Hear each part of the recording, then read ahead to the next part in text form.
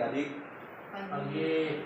Sebelumnya perkenalkan, nama saya Diki Riyadi, saya mahasiswa Stika Sukabumi yang kemarin pagi datang ke sini ya. Kebetulan sesuai dengan kontrak waktu kemarin bahwa hari ini kita akan melakukan penyuluhan atau lebih memperjelas seputar kebakaran. Apakah adik-adik sudah bersedia? Bersedia ya. Baik, kalau sudah bersedia, untuk waktunya tidak akan lama ya, kurang lebih 10-15 menit saja untuk tempatnya mungkin di sini. Baik, kalau sudah bersedia kita langsung saja mulai. Sebelumnya dari adik-adik apakah tahu apa itu kebakaran? Tahu ya. Sebutkan apa itu kebakaran? Api yang menyala. Api yang menyala. Teteh? Ya, sama. Sama ya. Caranya juga sama. Sama. Oke. Kita bongkar lebih jelas kebakaran. Kebakaran adalah suatu bencana yang memiliki potensi untuk atau selalu mengancam kehidupan manusia. Tidak pernah dapat diduga kapan dan di mana terjadi. Jadi kebakaran itu masuknya ke dalam bencana yang tidak kita ketahui kapan bencana itu akan terjadi. Dapat dipahami? Kebakaran merupakan suatu peristiwa yang dapat mengakibatkan kerugian bagi si korban kebakaran tersebut. Yang pertama kan sudah jelas kebakaran misalkan rumah. Nah, si rumahnya kan hangus, berarti orang tersebut mengalami kerugian. Terus nyawa seseorang bisa hilang, harta benda dan yang lainnya seperti motor, mobil dan yang lainnya.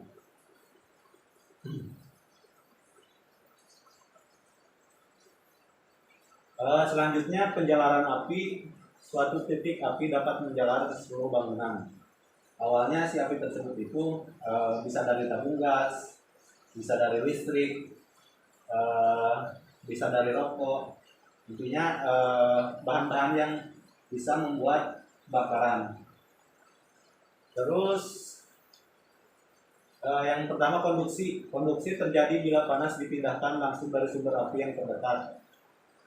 Kemudian konveksi terjadi bila ada peningkatan panas udara gas di dalam bangunan gedung dan api mudah menjalar dari tanah ke lantai atas melalui lubang tangga atau lainnya. Terus yang ketiga radiasi. Radiasi adalah penjalaran api menurut garis lurus dari bahan yang terbakar ke bahan mudah terbakar terdekat. Kemudian yang ketiga ada bahaya kebakaran ya. Apakah penyampaian saya terlalu cepat? Tidak ya, dapat dipahami? Dapat. Selanjutnya kebakaran memiliki potensi bahaya terhadap manusia. Seperti yang sudah tadi dijelaskan, efeknya itu sangat banyak, kehilangan motor, orang, pokoknya benda-benda. Kalau misalkan rumah, kalau misalkan sekolah, ya pastinya fasilitas sekolah seperti kursi, meja dan yang lainnya.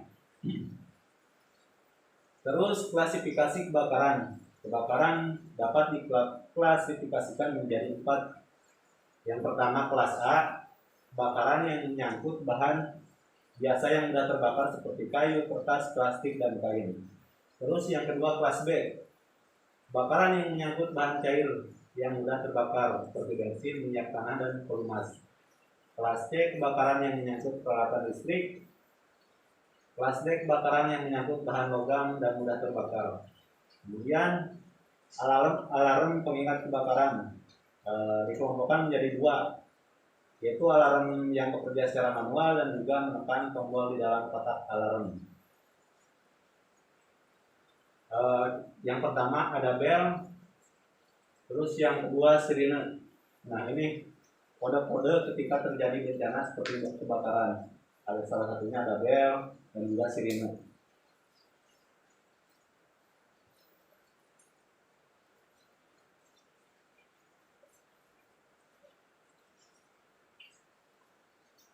Selanjutnya sarana penyelamatan jiwa dan evakuasi. Bagaimana bangunan gedung pada umumnya berdasarkan SNI, rumah, sekolah, dan yang lainnya harus dilengkapi dengan sarana jalan keluar yang dapat digunakan oleh penghuni bangunan sehingga memiliki waktu yang cukup untuk menyelamatkan diri.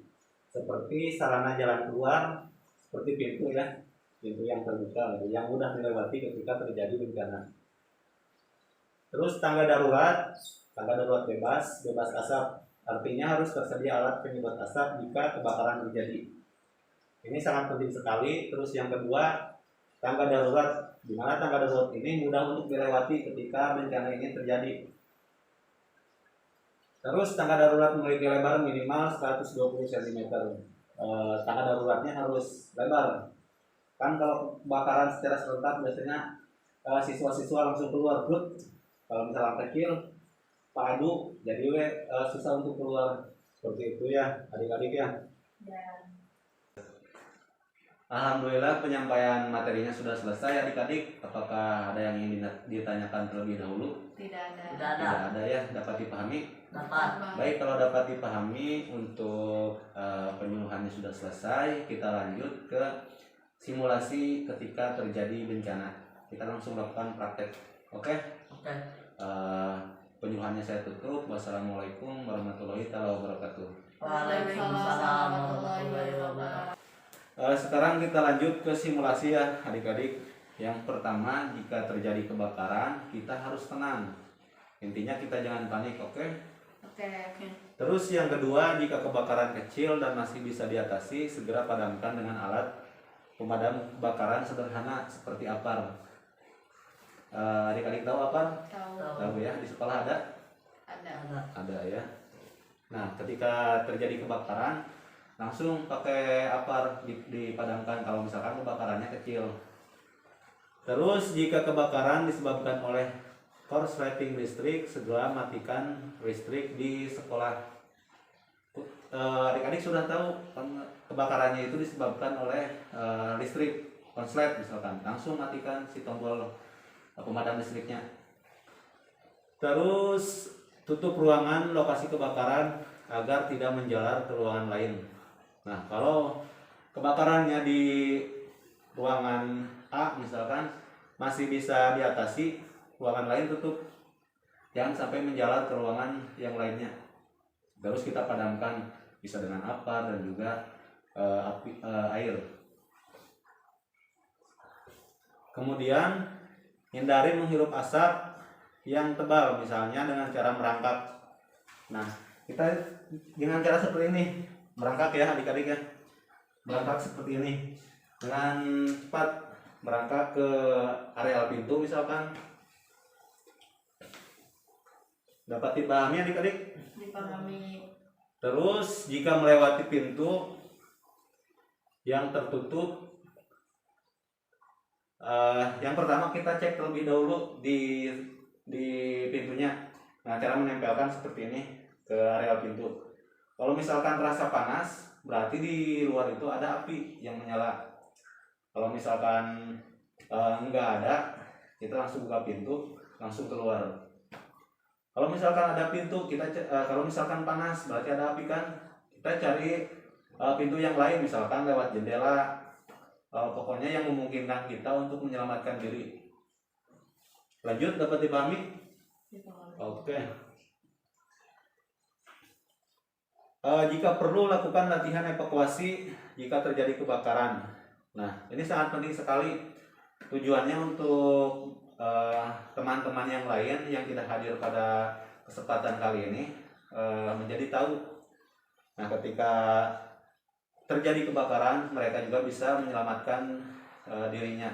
Seperti itu. Nanti adik-adik yang hadir bisa berbagi ilmunya ke teman-teman yang tidak hadir ya. Iya. Kemudian evakuasi saat kebakaran.